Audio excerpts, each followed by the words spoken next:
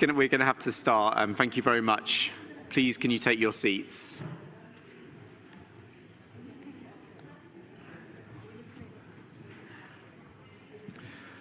So thank you, as always, to our relevant stakeholders for being here as we give an update on today's discussions, and I'm sure we will gradually be joined by more IGWG members from outside. So welcome, Ambassador Tovar, as well. So I'm going to maybe just give a little update on this morning's discussions, and then I'll pass to Ambassador Tovar to give an update on this afternoon's discussions. So this morning we had a very helpful discussion in terms of the access section. We focused firstly about the importance of links with the international health regulations, and agree we should have an informal meeting following up on those links.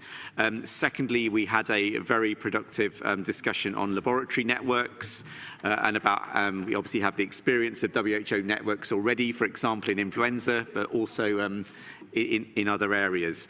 So it was really good to sort of hear on those different points and go through the text. And then the third area we discussed was databases, where we had a sort of an update on what are the different options we have here in terms of database systems and how they link with the PABS system. So, for example, could you have something around standards, and as is sort of outlined in the Bureau text, or do you actually want WHO to have more of a role? But how do we make sure the system works most effectively and links with the PABS system? So I think it would be really helpful in that sort of section B of the text to have views of relevant stakeholders about the lab networks, around the databases, also the distinction between PABS materials and sequence information, and what that means in terms of operationability.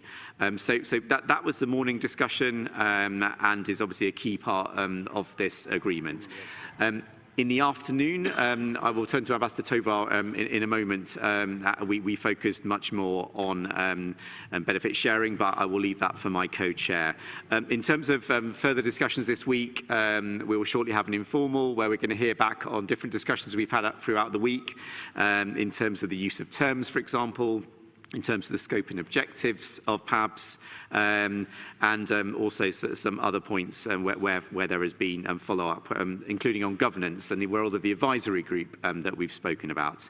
And then tomorrow morning we will sort of return to the use of terms and governance and take that forward before we then move to next steps and the report. So that's the sort of short summary of today and next steps, but I will now pass to Ambassador Tovar to update on this afternoon's discussion. Thank you, Matt. Greetings to all of you. Thank you for being with us. We have proceeded to continue building on what we had discussed previously on a section on benefit sharing. This time around, we used a chart establishing, just to help the discussions, a chart that would specify some categories of participants, the who, and then when they should do something, that is the triggering moment, either a pandemic, fake, or interpandemic period, and what in terms of benefit sharing is expected from these participants. And we realized that the chart should have included something like how is the instrument that would allow these obligations to be spelled out for those for the who and when. And then as a suggestion and to trigger the discussions, we offered categories of participants. Obviously, the first one will be participants that are manufacturers, but also including developers who manufacture. The other would be a category of developers, and another category would be broadly speaking, laboratories, databases, and research/academia. Now, during the discussions of the who, some delegations wanted it to have more specific, even 7 categories, for example, separating databases from labs, and also others wanted to make the separation between commercial and non-commercial users, and also there was another kind of line of thought that would favor first participants that are manufacturers and the rest, meaning we have to focus on the manufacturers, and then the rest could be an entire bundled up category. As to the when, We finally started discussing into more detail, for example, what paragraph 7 tells us to do. It is what do we do in terms of fake. So there was some concern about the triggering moment being the fake declaration. There were some delegations that were not prepared to accept percentages for access to VTDs to be included under paragraph 7. Others spoke of the need not to allow fake to become a pandemic outbreak, so calling for a need for some action, but maybe in the format either through a contract, making it specific, bilaterally spelled out, not necessarily collectively, but also the possibility of allowing a WHO to reinforce or strengthen the stockpiles on countermeasures that are useful in terms of fake. So all of these ideas flowed from this chart as to the when, knowing that, for example, there was a discussion on what affordable prices are. There are some written contributions and submissions stating what should be the maximum, for example, the range of profit after the cost of production in order to avoid the affordable price to include something that would be exorbitant. So all of these discussions, I think, were useful, and actually we had them for the first time in that level of detail. We also specified that monetary contributions, including annual monetary contributions, which is mentioned in Article 12.5, is not really an option. It is something that is expected from manufacturers, and and maybe also from developers. So this is something that is not belonging to the menu of options. Others would like it to be optional, preferring not to ask for every manufacturer or developer any monetary contribution. But we still have the language in paragraph 12.5. The other options in paragraph 8 for the additional benefits and during inter-pandemic period that apply both to manufacturers but also to all participants. There was a discussion whether or not we could have an option or two being ticked by the participants. Others prefer not to have this discussion, as you know, if you need to tick one box or two, like you have in the PIP framework. But there was some amount of discussion as to the need, for example, to foster transfer of technology as opposed to not allowing it to be ticked by the participants. And finally, we also had some amount of discussion on the need not to confuse moral and ethical obligations. That is, for example, acknowledging the use of information in papers that are produced or disclosing what has been used. This would not be considered actually benefits. The same for example, risk analysis and assessment, the public health assessment. This should flow from the excess, not necessarily as a benefit, but actually as an obligation for those that are used. So all of these discussions in benefit sharing took place today as to who, when, and what. And now we are ready to actually sit down and discuss. There was some amount of discussion on the parameters for the how. That is, how do we tackle both paragraph 6, 7, but also 8 in contracts?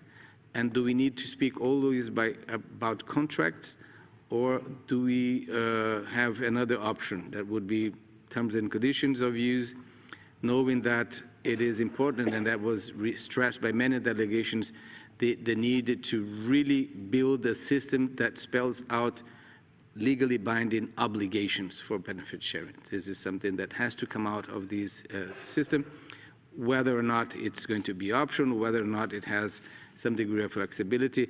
What was stressed by many delegations was that we need to have these obligations coming out of this system, and that is better established in the how, in these instruments that would tie the participants to the system. Thank you. Thanks so much, Ambassador Tovar. So it would be really good to get the thoughts of relevant stakeholders on those points, and then also on the issues I mentioned at the start around laboratory networks, databases, the right terms and conditions for them, and also particularly in databases, how can PABS best link with different databases going forward. Anybody would like to take the floor, please? Knowledge Ecology International, please. Thank you. I mean, on the one hand, if you really wanted to make the information available to all researchers, obviously just putting it up as a public domain set of data would be the best for researchers. But this is, as I understand it, is a benefit sharing agreement as well. And so if you look at all the medical databases, there are a lot of them that are totally open. Some of the open ones require registration, some don't. But in terms of the obligations on what you can do with the data, some are very open, some are restricted, and there are lots of restricted ones too. And so there's this problem of how do you? I think people refer to it. What's the interoperability between the restrictive databases, not just PABS, but there's plenty of other ones, and the public domain ones, and how does that sort out? The reality is, it's been going on for a long time. In software, there's a huge number of different kinds of licenses people use, including even the free software area, and a lot of tons of software programs that are out there that you all use require lots of different licenses, so they have to work together somehow. Because you also have now a proliferation of benefit sharing thing. You have the Nagoya Protocol, you have the previous arrangements in the Convention of Biodiversity, you have the FAO thing going on. You now have a real push to have it in the traditional knowledge area, traditional medical knowledge. Looking for global norms, you have national norms different than other things. There's a lack of harmonization along the edge. One thing that could happen, that I'm not sure if you want to do it, but it has to be done by someone, is to have a serious conversation about how you make the benefit sharing agreements that appear in all these different agreements interoperable with each other, or sort of consistent with each other, so that they're easier to manage. Now, the answer is not to get rid of all the benefit sharing things. I mean, you know, that's easy to say, but it's kind of skipping the main point you have to do. The point isn't to say there are no licenses, you can do whatever you want. That's just not really the way a lot of these things are going to play out. There's going to be a lot of restricted data you're going to have to work with. So having a work program on interoperability with restricted data and benefit sharing is going to be absolutely essential. But it's certainly common that there's plenty of licensing agreements on both data and software that is definitely restrictive, and they have to work with data that's not restrictive, and they have to work with each other. Thank you so much. An important focus there on interoperability. Thank you so much. Third World Network, please, followed by United Nations Children's Fund. Thank you very much, Mr. Chair, for the for your update, first of all, and for the opportunity to make this intervention. I wanted to refer, actually, Third World Network, once we realized that the Secretariat had come up with an information document on the potential uses of the PABS system beyond participating manufacturers, we did some of our research of our own, and actually we found a number of users that were overlooked. These are potential users of the PABS system. And so what we found is that there are quite a number of users that are actually making financial gains from accessing sequence information, but we don't see much evidence of benefit sharing. So I just point out, for instance, the gene synthesis industry, AI-driven platform, where they access the sequences and they use it for identifying certain molecules and targets, cloud analytical firms, even the animal health product developer manufacturers, they actually use human pathogens from humans, the sequences, to develop animal vaccines. So these are all categories of use that actually are making financial gains from accessing sequence information. And, we have to question, where is that benefit sharing? So when we spoke about monetary benefit sharing, it is not just manufacturers, right? There are a lot of other types of users that are actually making use to make financial gains. And I think this should be covered within the system. Second is the distinction between manufacturers and developers. And I see that tax is making this distinction. Actually, if you look at how the production of VTDs happens, the line between developers and manufacturers are very blurred, and typically it is the developers that hold the intellectual property rights. Just refer to you to the PIP framework that actually has a definition of manufacturers that says develop and or produce, and I think this is something that should be looked at. In terms of finally the intellectual property, so even during the PIP negotiations, the issue of intellectual property came up, and we found, actually TWN did a lot of research, and we found that WHO designated laboratories that had been trusted with materials were actually claiming intellectual property. Even when there was an outbreak of SARS many years ago, the group actually that WHO had put together to go and investigate in Hong Kong claimed patent rights, and this became a very big issue. So I think it is very important to address the intellectual property and to be very clear that no intellectual property should be claimed. And when access to sequence information is taken from databases as well, we need to address the issue of intellectual property. Otherwise, we're going to find that countries are sharing in good faith materials and sequences, and a lot of this is being misappropriated, monopolies being claimed over it. So thank you very much, Mr. Chair. Thank you so much for your network. And I mean, yeah, the points and other uses links to discussions we had this afternoon, and thanks also on the intellectual property point. So UNICEF, please, followed by the European Bioinformatics Institute.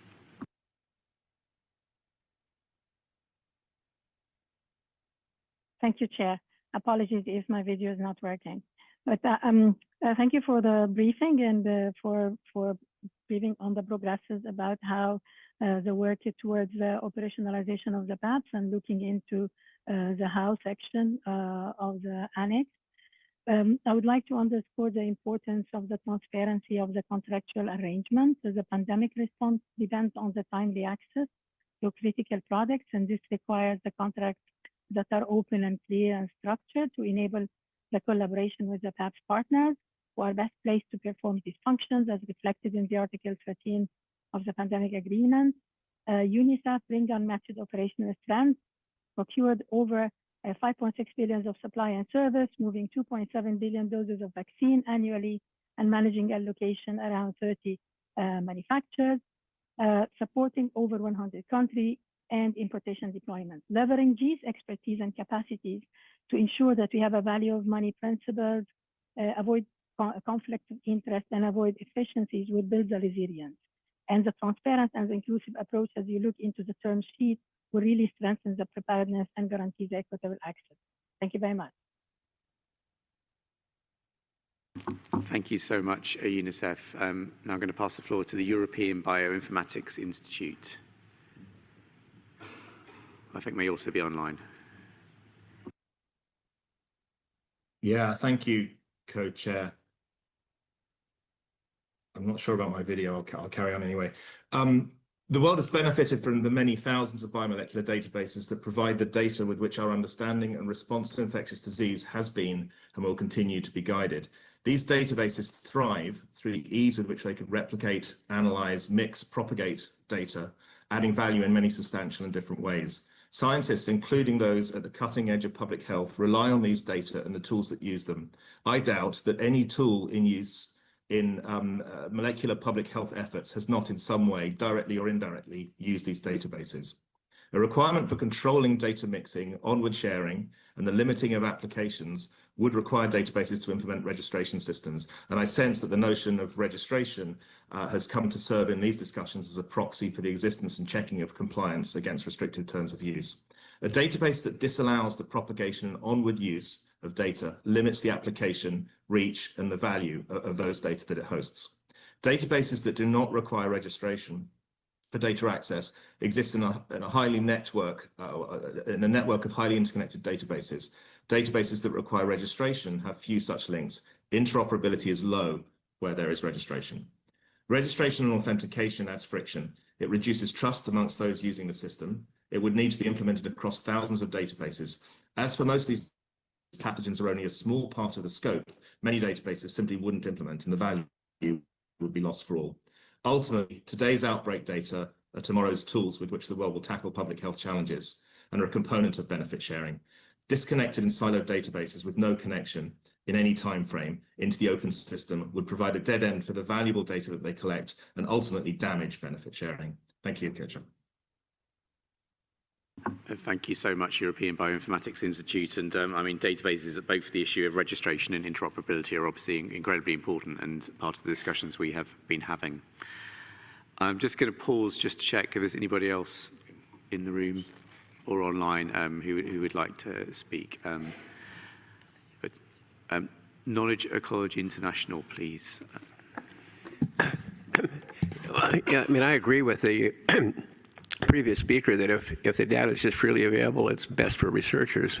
But you can say that not just about data like this. You can talk about all the data in the biomedical area. I mean, like, why don't you just wipe out all the IP protection and break down all the barriers for all biomedical inventions? Why not make all the big pharma data public? Why not just, like, you know, make everything open source? Because if you sort of follow that logic, then, you know, you really, if you want to maximize the utilization by researchers, you wouldn't have any trade secrets, you wouldn't have any protection at all, you wouldn't have any patents, you wouldn't have anything like that. But in fact, you have all those things, and you have all those things for a variety of reasons. So I think a sort of different way to look at it is, how do you sort of make it work given the fact that not everything is going to be freely in the public domain? We always thought that the equity provisions of the pandemic treaty should not be conditioned on access to the database, but the negotiators block the equity provisions in other parts of the agreement, and it just sort of ends up in the PABS because they could block it in all the other parts of the agreement. So this is what you ask for, this is what you have, and so you have to kind of figure out how to make it work. On some of the traceability, you might look at some of the copyright agreements, like the WCT, the WPP3, the Beijing Treaty, and the proposed broadcast treaty. They all have measures on rights management, and countries agree to penalties on people that modify data that's designed to be tracing and identifying what rights are. And maybe if you want freer access to the data at some point, but you want to have better information about how data is being used at some point, that's the way you could approach it. You could have just stronger tracing of data and more enforceable serious sanctions against removing information on how that's done, to make some of the interoperability things work better from your point of view. But just to sort of say that, oh, it'd be great if everything's in the public domain, fine. Thank you so much. So I think probably last speaker now will be DSM-Z Leibniz Institute.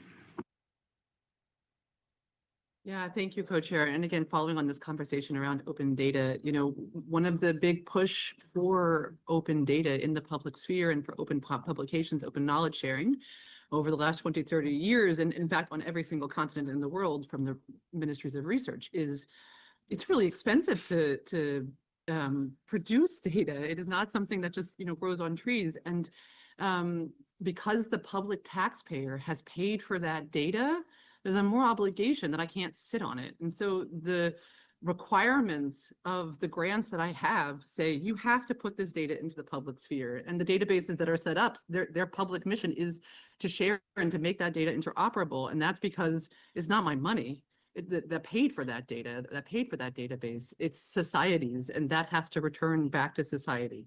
And that's our fundamental mission by those that pay for our research.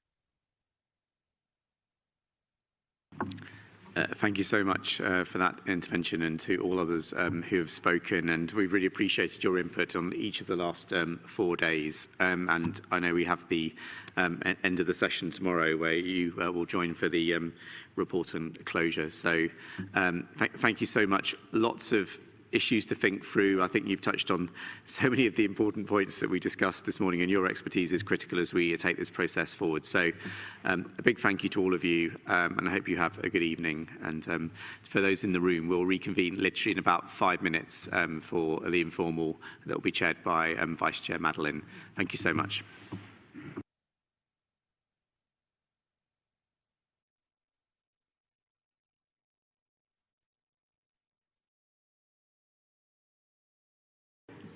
I warmly greet all of you online and here in the room. We are about to initiate our session to appreciate the report of our IGWG 4.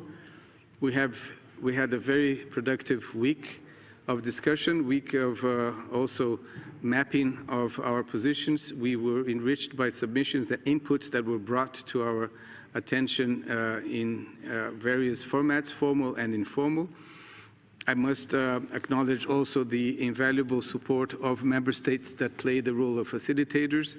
And I need to acknowledge also the wonderful job done by all vice chairs chairing meetings, and also the relentless work by co-chair Matt Harper that unfortunately was not able to be with us because our deliberations took longer than expected. But with that, I would like to submit to you the approval of our report, starting with paragraph 1.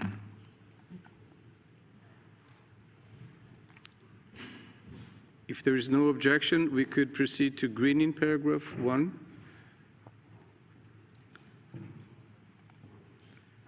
Thank you. Paragraph 2 relates to the remarks that present. It's just a summary of the very important remarks made by the Director General of WHO.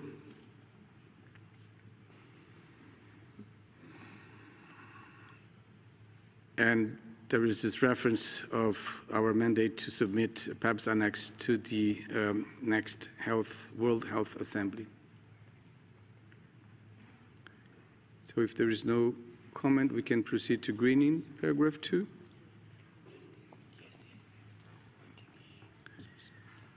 So paragraph 3 brings about descriptively what we had in our agenda, beginning with the initial remarks and then the general statements, the opening of the session, and it's very factual and it also makes reference to the very important participation of relevant stakeholders in the open sessions.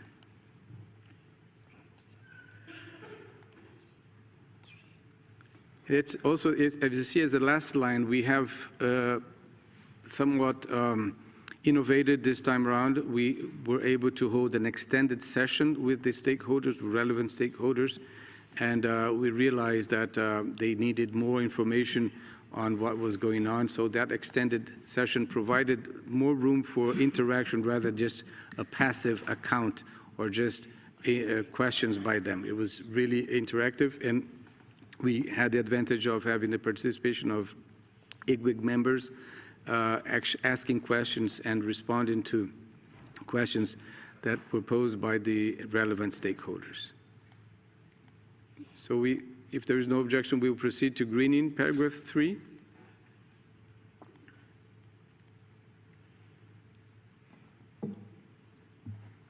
So paragraph 4 deals with core issues of the PABS annex that is under agenda item 2, which is virtually the whole of the annex. And then, as you can see in line 3, we have were able to yellow some of portions of the text so that there was initial convergence.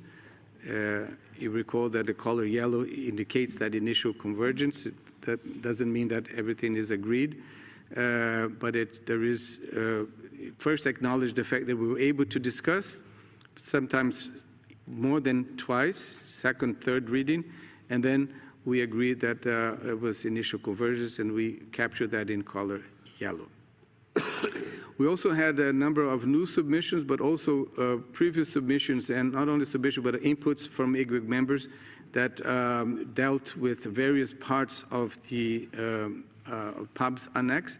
We were also, and I made reference to the role of individual IGWG members as facilitators, and also the vice chairs as chairs of discussions that were able to be held during this week.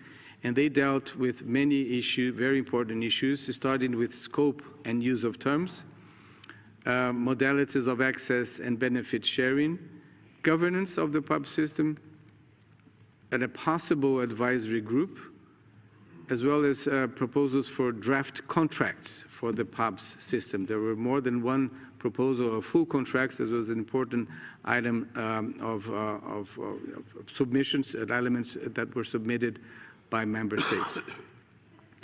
And now, in view of the mandate of the IGWG, in line actually with what the Director General also referred to in paragraph 2, the IGWG decided then to resume the session, this session, the IGWG 4, in January, using 3 days.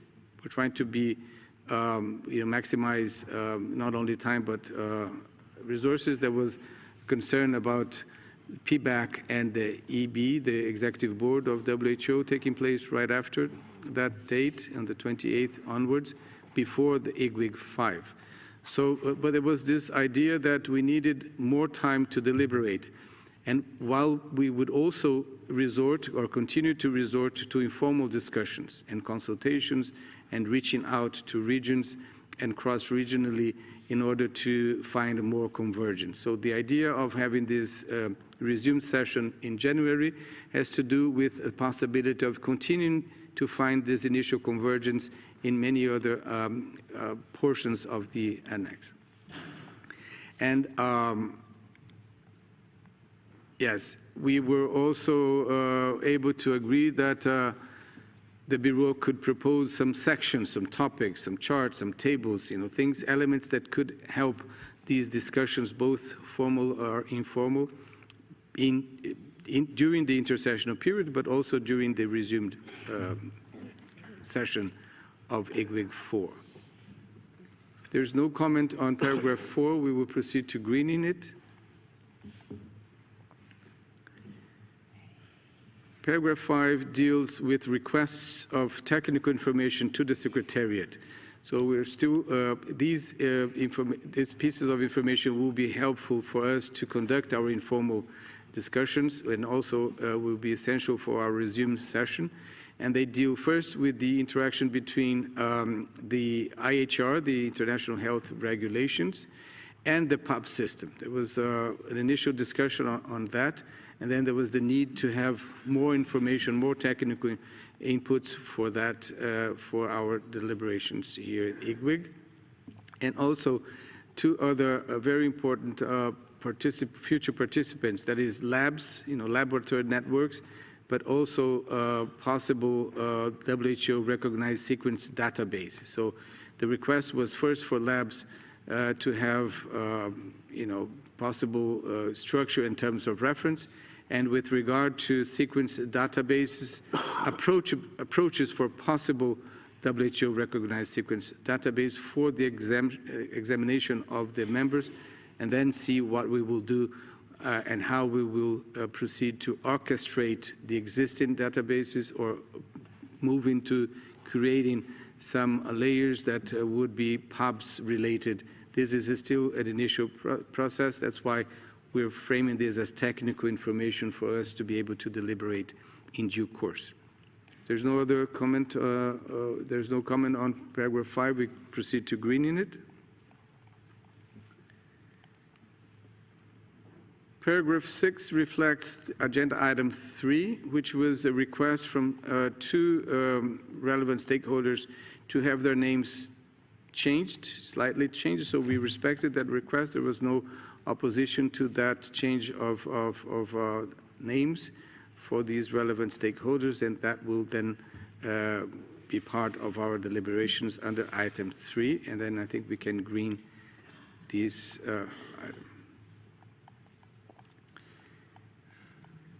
And since this is just an interim report, so we will then if you agree, we will have this as an interim report and then proceed now to the closure of this session. So if that is agreeable to everyone, we will now proceed to formally closing the session. I need to just briefly thank the Secretariat for the invaluable support. I don't know if I think that DG is far away in Asia, so probably. So we will hear from Chikwi as a representative of the organization. Thank you for being with us, Chikwi. But allow me first to thank the interpreters that are not here with us anymore. In absentia, we will thank them because they were very generous with their time. We thank all of the members of the Bureau that were able to be with us, and that it goes not only for Matt, but also all of the yes, I'm being reminded that I shouldn't say suspend. We'll just close and then we're suspending, not closing. Yeah, fine. Yes, because I was under the, before, if you did not have a resume session, I would have to close this session. Sorry. No, before we suspend the session, in order to resume it in January, let's hear from Chikwi, please. Thank you, Ambassador Tova. Let me try and use my best DG voice, which I don't have, but this is really on his behalf. And I'm encouraged by the busy schedule and intensive and fruitful discussions you've had this week. Although we didn't quite meet the ambitions of many of you to yellow the text, you've decided to continue these targeted inclusive interactions in January through resumed IGWG 4, which hopefully will help understand your positions better. There is so much at stake. The stake of multilateralism, the future of multilateralism, depends on this very discussions you have over the next few months. Soon, many of you will start your end-of-year festivities. As you spend time with your families, I ask you to reflect on the tremendous year it has been for strengthening pandemic prevention, preparedness, and response. As you make your New Year resolutions, please remember to commit to concluding this negotiation in time for WHA 79, and thereby allowing the opening of the signature of the WHO Pandemic Agreement. This is your promise. This is your promise to your children and their children. Your task has never been an easy one. Reaching a successful outcome will require compromise and flexibility from everyone. But as long as you continue to be guided by public health and equity, we, the world, are all winners at the end. So those are a few words from DG Tedros. Thank you very much, Ambassador Tova. Thank you very much for bringing those words to our attention, and also for being here with us all the time. And thank you for the whole team that has been, immensely helpful and relentless in providing support and guidance to us. At this stage, I'd like to offer also the floor to members of the Bureau. Dr. Viraj, if you would like to just say a quick word together with Bentley. Sorry to put on the spot, we haven't rehearsed this, but I think it would be fair just to reflect your invaluable work during this week and beyond. Thank you, Mr. Tova. I look forward for a fruitful this Zoom session, as well as a stronger commitment during the discussion during the intersession work. Thank you very much, Dr. Viraj. Madeline? Thank you. I like Dr. Chikwe's comment about putting this in our New Year's resolution, so I will just echo that. Thank you very much. I really wish to thank all of you, and I think that this last bet this afternoon gave us the impression that there is so much room for us to really come together and agree on important issues. So I'm very inspired by this demonstration and display of disposition to really come forward and have concrete results. I'm also inspired by the Mexican optimism, saying that we really gained traction in our deliberations, and we moved from not being able to see clearly how we would deal with this PABS annex in July as we were organizing our session. Now I think we understood the sense of urgency. We are going to be ready for the intersessional period starting on Monday onwards, and also looking forward for the papers that the Secretariat is going to bring forward to our attention. I would like to thank all of you, and if there's no request for the floor, I'd like to suspend this session. Looking forward to hearing from you shortly, but more especially in person in January.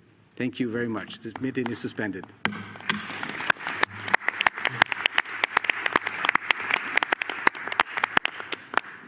Thank you for for this note.